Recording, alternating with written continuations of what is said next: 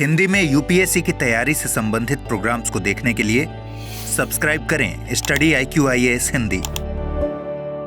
Hello दोस्तों, स्वागत है आप सबका स्टडी IQ IAS हिंदी पे। मैं ललिता दहिया। दोस्तों, आज हम डिस्कस करेंगे मानवीय गरिमा बनाम धार्मिक प्रथाओं का एक टॉपिक है। इस पे ये जो टॉपिक है आपके सोसाइटी के दृष्टिकोण से काफी ज्यादा महत्वपूर्ण हो जाता है। करंट मुद्दे की यदि बात करें तो मद्रास हाई कोर्ट ने एक जजमेंट दिया और इस जजमेंट के तहत मद्रास हाई कोर्ट की जो मुद्रई पीठ है इसने स्पष्ट तौर पे जो दो प्रथाएं हैं अलग अलग धार्मिक संस्थानों से जुड़ी हुई, जिसमें अन्नदानम और अंग प्रदक्षिणम की बात है, इन दोनों प्रथाओं को फिर से बहाल कर दिया है। ध्यान रखिएगा क्या है मुद्दा, क्या है पूरी परिचर्चा और किस आधार पे इस निर्णय की आलोचना हो रही है, हम उसको भी समझने का प्रयास करेंगे। तो सबसे पहले जैसा कि मैंने बताया 17 मई को मद्रास हाईकोर्ट की मद्रई पीठ ने निर्णय दिया है कि अन्नदानम यानी निःशुल्क भोजन प्रदान करना और अंग प्रदक्षिणम यानी परिक्रमा, इसको फिर से शुरू करने की अनुमति दे दी है। यहां पे यदि मैं बात करूं, भक्तों द्वारा भोजन करने के बाद जो केले का पत्ता होता है उस पर लौटकर अंग प्रदक्षिणम करने की जो प्रथा है, इस विश्वास के साथ की जाती है कि इससे भक्तों को आध्यात्मिक लाभ होगा। और ये जो प्रथा है ये 100 सालों से ज्यादा समय से प्रचलित है। यदि आप फोटो में देख पा रहे हैं, ये केले का पत्ता है, इस पे भोजन है बचा हुआ और इसी पे गर्भगृह की तरफ मुंह करके अंग प्रदक्षिणम किया जाता है, यानी लौट कर परिक्रमा की जाती है ईश्वर की या फिर जो भी आध्यात्मिक मान्यता है उसकी। तो इसको बहाल कर दिया है किसने? कोर्ट ने। लेकिन क्या मुद्दा है कि बहाल करने की बात आई तो रोका किसने था? ध्यान रखिएगा 2015 में एक जनहित याचिका की सुनवाई करते समय खंडपीठ ने इस तरीके की प्रथाओं पर रोक लगा दी थी। अब वो रोक क्यों लगाई थी और इन्होंने क्या आधार दिए हैं इनको फिर से शुरू करने के, वही चर्चा का विषय है।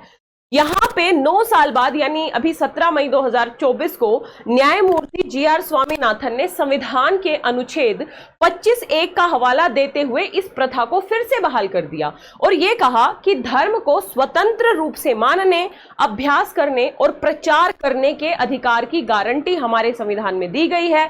अतः यदि इस तरीके की प्रथाएं आपके धर्म का अंग हैं तो आर्टिकल 25(1) के तहत आप को इस तरीके की प्रथाओं को अभिव्यक्त करने की आजादी है। यहाँ पे 3-4 बातें और इनके द्वारा कही गई। यहाँ पे हमें ध्यान रखना चाहिए कि न्यायाधीश ने इस तरीके का जो विश्वास है, इस तरीके के अभ्यास से आध्यात्मिक लाभ प्राप्त करने का जो भक्त दावा करते हैं, इसे निजता के अधिकार से भी जोड़ा है और ये कहा है कि ये संविधान के तहत एक मौलिक अधिकार है। ऐसे में यदि निजता के अधिकार में लिंग और यौन अभिविन्यास को शामिल किया जा सकता है तो निजता के अधिकार में आध्यात्मिक अभिविन्यास को भी शामिल किया जा सकता है। यानी दो बातें हमें ध्यान रखनी है। धार्मिक प्रथाओं के संदर्भ में आर्टिकल 25(1) का हवाला दिया और साथ ही निजता के अधिकार का भी हवाला दिया कि यदि लैंगिक और यौन अभिविन्यास निजता के अधिकार में शामिल है तो आध्यात्मिक अभिविन्यास भी निजता के अधिकार में शामिल होने चाहिए। साथ ही इन्होंने कहा कि जब तक इस तरीके की प्रथाओं से दूसरे के अधिकार और स्वतंत्रता प्रभावित नहीं होती है तब तक इस तरीके की प्रथाओं पे सीमा नहीं लगाई जा सकती है। ना तो राज्य और ना ही अदालत इस प्रकार की ना तो राज्य और ना ही अदालतों को इस प्रकार की किसी भी प्रक्रिया में बंधन या सीमा लगाना वैध होगा या सही होगा। तो इन्होंने कहा कि इस तरीके की प्रथा से किसी अन्य वर्ग को समुदाय की स्वतंत्रता पे, समानता पे, अधिकारों का जो अस्तित्व है उस पर कोई प्रभाव नहीं पड़ रहा है। ध्यान रखिएगा, इन्होंने अपने पक्ष में समर्थन देते हुए महाभारत का हवाला दिया और ये कहा, इसमें तर्क दिया गया है इस निर्णय में कि बचे हुए भोजन पर लौटने से आध्यात्मिक लाभ मिलते हैं। महाभारत के हवाला देते हुए इन्होंने कहा और साथ ही ये कहा, ये निष्कर्ष निकाला कि संविधान के अनुच्छेद 14, 19(1)(a), 19(1)(d), 21, 25(1) के तहत जो प्रथागत अभ्यास है वो मौलिक अधिकार के तौर पे संरक्षित किए जाने चाहिए।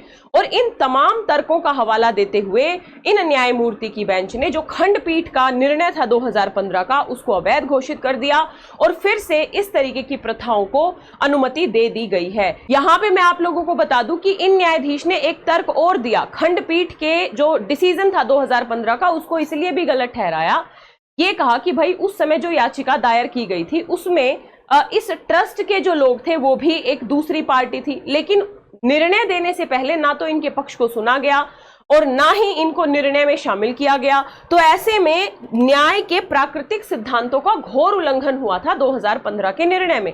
अतः वो निर्णय इसीलिए अवैध हो गया और इसीलिए ये जो प्रथाएं हैं इनको मानने की अनुमति दी गई है अलग अलग आधारों पे, जिन आधारों की बात मैं आप लोगों के सामने कर चुकी हूं। यहाँ पे 2-3 बातें ध्यान रखनी है दोस्तों। जब खंडपीठ ने अपना आदेश दिया था तो उन्होंने ये कहा था कि सभी भक्त, चाहे वो किसी भी जाति के हो, बचे हुए केले के पत्ते पर लौटने की प्रथा में लिप्त हैं और इस तरीके की जो धार्मिक और प्रथागत प्रथाएं हैं वो मानवीय गरिमा के खिलाफ है, यानी जो ह्यूमन डिग्निटी है उसके खिलाफ है और संविधान के अनुच्छेद 14 और 21 के तहत समानता और जीवन के अधिकारों का उल्लंघन करती है। यानी 2015 जो खंडपीठ का निर्णय था वो बिल्कुल अलग तरीके से व्याख्यायित कर रहे थे। वो मानव की गरिमा से जोड़ रहे थे इस तरीके की प्रथाओं को, समानता के अधिकार से जोड़ रहे थे और जीवन के अधिकार के उल्लंघन से जोड़ रहे थे। अतः उन्होंने अवैध करार दिया था। भक्तों के स्वैच्छिक कार्यों के बावजूद न्यायालय ने 2015 में इस प्रथा को तुरंत रोकने का आदेश दिया था। ये जो खंडपीठ का निर्णय था ये कर्नाटक के एक मामले से भी प्रेरित था। कर्नाटक का ये मामला सुप्रीम कोर्ट में सुना गया और इसमें सर्वोच्च न्यायालय ने 2014 में इस प्रथा पे रोक लगा दी थी और जो प्रतिवादी थे उनको निर्देश दिया था कि वो किसी को भी बचे हुए केले के पत्ते पर लेटने की अनुमति नहीं दे। लेकिन मदुरई पीठ ने सर्वोच्च न्यायालय का जो आदेश था उसको भी यह कहते हुए नकार दिया है कि कर्नाटक मामले में केवल ब्राह्मणों के बचे हुए भोजन का मसला था, यानी वहां पे जातिगत विभेद का मसला था। लेकिन ये जो यहाँ का मामला है, यहाँ पे जातिगत विभेद का मसला नहीं है। यहाँ पे प्रत्येक व्यक्ति बिना किसी भेदभाव या अन्य आधारों के इस प्रकार की प्रथाओं में शामिल हो रहे हैं। तो यहाँ पे जाति के आधार पे भेदभाव का मसला नहीं है। इसलिए इस मामले में सुप्रीम कोर्ट का जो वो डिसीजन है 2014 वाला वो लागू नहीं होता है, ध्यान रखिएगा। और कहीं ना कहीं इस मामले में कहा है हाई कोर्ट ने कि यह प्रथा सांप्रदायिक सौहार्द और सामाजिक एकीकरण की ओर इशारा करती है, ध्यान रखिएगा।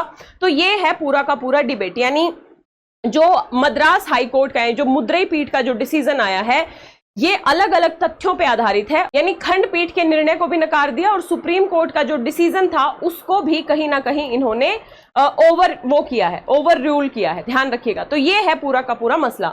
अब यहाँ पे कुछ जो आलोचक हैं वो ये कह रहे हैं कि जो स्वामीनाथन का जो फैसला है इससे भक्तों के मौलिक अधिकारों की रक्षा के नाम पर, यानी धार्मिक अधिकारों की रक्षा के नाम पे जो अनुष्ठान का अधिकार है उस पे ध्यान केंद्रित कर दिया गया। और इस तरीके के अनुष्ठान, इस तरीके की प्रथाएं कहीं ना कहीं वैज्ञानिक दृष्टिकोण, मानवतावादी जो एक तरीके से जांच और सुधार की भावना विकसित करने की जो प्रवृत्ति है, जो कर्तव्य है, उसकी अगेंस्ट है इस तरीके के निर्णय। यहाँ पे कुछ आलोचकों ने अलग अलग तर्क के माध्यम से पुष्ट करने का प्रयास किया गया कि ये निर्णय कहीं ना कहीं मानवीय गरिमा के खिलाफ नजर आता है, वैज्ञानिकतावाद के खिलाफ नजर आता है। और उन्होंने 2 मुद्दों की बात की, एक होता है सांस्कृतिक सापेक्षवाद और एक होता है सार्वभौमिकतावाद। सार्वभौमिकतावादी मानवाधिकार मानकों को अपनाने की बात करते हैं, जबकि सांस्कृतिक सापेक्षतावादी प्रथागत कानूनों और प्रथाओं और धार्मिक विश्वासों पर भरोसा रखते हैं। तो ऐसे में जो न्यायाधीश का ये निर्णय आया है इसमें सार्वभौमिकतावादी अप्रोच को नहीं अपनाया गया बल्कि सापेक्षतावादी तर्क को चुना है और अंतरराष्ट्रीय जो मानदंड है, मानवाधिकारों की जो सार्वभौमिक घोषणा है, मानवीय गरिमा की जो बात है उसको कहीं ना कहीं इस निर्णय में इग्नोर किया गया है। न्यायाधीश ये पहचानने में विफल रहे हैं कि कहीं ना कहीं पारंपरिक और धार्मिक प्रथाएं अंधविश्वासों में डूबी हुई होती हैं। ये अज्ञानी और भयभीत लोगों की शरणस्थली होती हैं जो अपने विशेष अधिकारों पर चुनौती के खिलाफ सुरक्षा प्राप्त करने का प्रयास करते हैं। ऐसे में धार्मिक और जो पारंपरिक प्रथाएं हैं उनको बदलना राज्य का कर्तव्य है। समय समय पे ऐसी तमाम प्रथाएं या अनुष्ठान जो मानवीय गरिमा के खिलाफ है, जो विभेद मूलक है, जो समता के आदर्शों के खिलाफ है, इस तरीके की प्रथाओं पे रोक लगनी चाहिए। वैज्ञानिकवाद, मानवतावाद जैसे मूल्यों को बढ़ावा दिया जाना चाहिए समाज में। अतः मानवीय गरिमा बनाम धार्मिक स्वतंत्रता के मुद्दे पे निश्चित तौर पे मानवीय गरिमा पे फोकस होना चाहिए, ये कहना है अलग अलग आलोचकों का। आपका क्या विचार है इस डिसीजन पे, इस तरीके की प्रथाओं पे?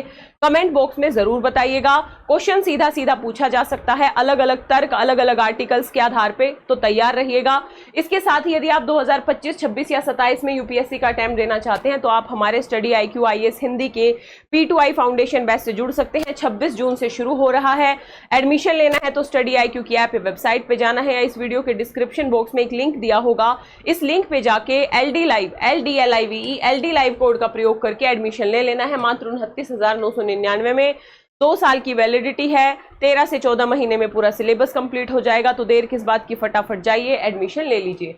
इसके साथ आप मुझे फॉलो कर सकते हैं मेरे Telegram channel Lalita Dahiya academy पे, इंस्टाग्राम और फेसबुक पेज पे। आशा करती हूँ ये परिचर्चा आपको समझ आई होगी। अपने विचार कमेंट बॉक्स में जरूर दीजिएगा। मिलेंगे इसी तरीके की अगली परिचर्चा में। Thank you sir.